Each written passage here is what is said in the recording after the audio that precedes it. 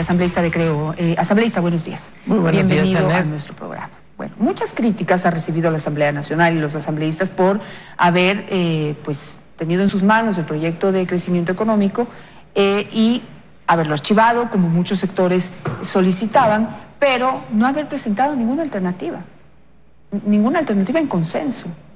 ¿Qué pasó? ¿Cómo lo ve usted?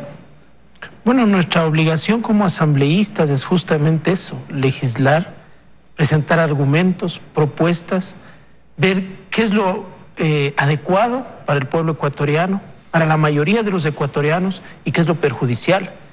Por eso nuestra posición fue en contra del archivo de la ley. Nosotros creíamos que lo más lógico, lo más racional, era que se presente una moción en donde se pueda separar los temas. Lo hicimos, Janet, en el Código Integral Penal, un código muy amplio que se debatió 2 años, en donde el 80% de temas estábamos de acuerdo, y en los temas, por ejemplo, que no había acuerdo, despenalización del aborto, uso del cannabis, incautación de bienes, se votó por separado. Aquí hubo asambleístas y hubo bancadas que desde el principio, no, moción de archivo. Y se dejó de lado cosas importantes. Había que reconocer que si bien era una ley muy extensa, una ley que reformaba 22 cuerpos legales, pero había cosas importantes. Y que 30 días para analizarlo era muy poco. Muy poco para socializar, para ver el impacto, para evaluar, pero había que salvar. Lo importante era nuestra labor como asambleístas. Enuméreme 5 cosas que usted hubiera salvado. Por ejemplo, la eliminación del anticipo al impuesto a la renta. Eso es criminal, pagar un impuesto antes de generar. El tema de la remisión de deudas, multas y recargos a estudiantes que no pueden pagar los créditos educativos, que están con juicios de coactiva, que les están embargando las pocas cosas que tienen. El tema de quitar aranceles a la gente que necesita para la diabetes, bombas de insulina, bandas para chequeos de sangre. El tema de bajar el impuesto a las actividades agrícolas de un 25 a un 4%. Esos son temas importantes que podíamos salvarlos, que podían ser beneficiosos para una gran cantidad de ecuatorianos, pero claro, ya digo, la posición más cómoda, más fácil puede decir, archívese. Tenemos un riesgo país muy alto, se ha disparado el riesgo país justamente por esas acciones. Ayer leía a Doris Solís diciendo que no, ahora no se van a dejar responsabilizar de que se haya incrementado el riesgo país. ¿Usted siente que la Asamblea Nacional, o cuál es su criterio, es directamente responsable? No único, obviamente, no único responsable, pero la Asamblea Nacional es directa responsable de lo que está sucediendo en este momento, complicar las cosas. Bueno, hay un año preelectoral, hay mucha gente, muchos partidos que están pensando en qué me conviene electoralmente o qué es beneficioso políticamente para el próximo año. Nosotros tenemos que pensar que es beneficioso para el país. Aquí no se podía desechar todo, había que hacer una propuesta racional, una moción racional de separar los temas, de hacer una votación que sea diferenciada. Eso es democracia, eso es parlamentar. Y en ese sentido, pienso yo que las acciones que tomó el día domingo la Asamblea no fueron las adecuadas, por eso la abstención de nuestra bancada. Nosotros no estábamos de acuerdo con el archivo, pero aquí también tiene que hacer un mea culpa el gobierno. En el 2017 nos mandaron una ley de reactivación económica urgente que no reactivó nada. En el 2018 una ley de fomento productivo que no fomentó nada.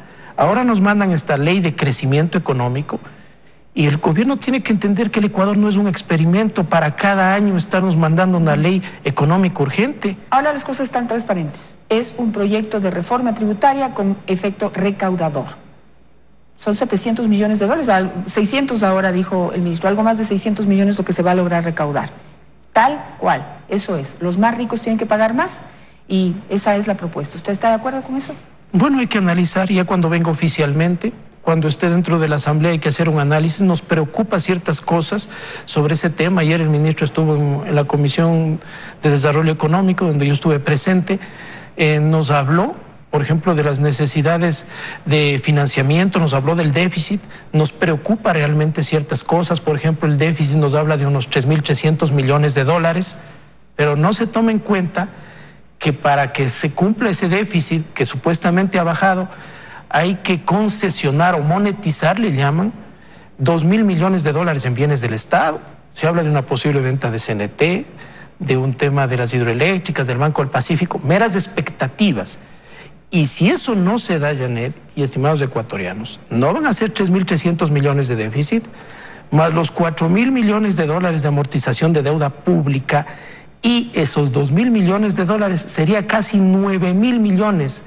9.000 millones, una cifra escalofriante que necesitaría el país financiar, endeudarse el próximo año para tapar este bache. Costos, porque con el riesgo país que tenemos ahorita estamos hablando, lo dijo el ministro aquí, de intereses del 13%. Estamos definitivamente empeñando el futuro de las futuras generaciones. Y hay algo que tenemos que entender, Janet, que esto no es que se endeuda Lenín Moreno, que se endeuda Richard Martínez, que se endeudan los ministros. Nos endeudamos todos los ecuatorianos. Ricos y al endeudarnos y pobres, todos los ecuatorianos es menos inversión, menos puestos de trabajo, menos obra pública, porque pagamos todos los ecuatorianos. En ese sentido, lo responsable es que la Asamblea Nacional analice este nuevo proyecto de ley sin cálculos políticos, que analicemos pensando en qué es positivo para el país. Yo también quiero ser categórico que nosotros no vamos a apoyar impuestos que afecten a los más pobres del país, y estamos de acuerdo que el que más tiene, más pague. En ese sentido, también, si van a analizar el proyecto, lo que se les está pidiendo primero es que trabajen más.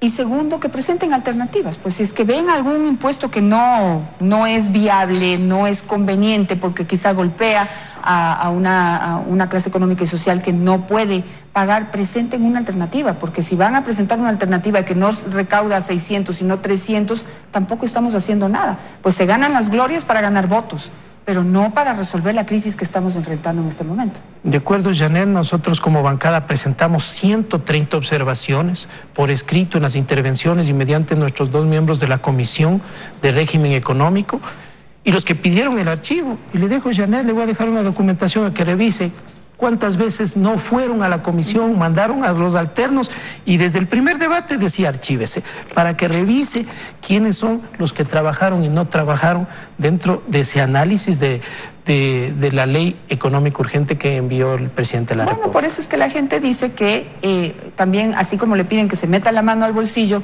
también quieren que se reduzca el número de asambleístas y se reduzcan los sueldos, porque no trabajan, no van a trabajar, y cuando van a trabajar no aportan. Entonces... Así es, y por eso la gente tiene que reconocer y entender que nuestra labor como legisladores es justamente hacer propuestas, analizar.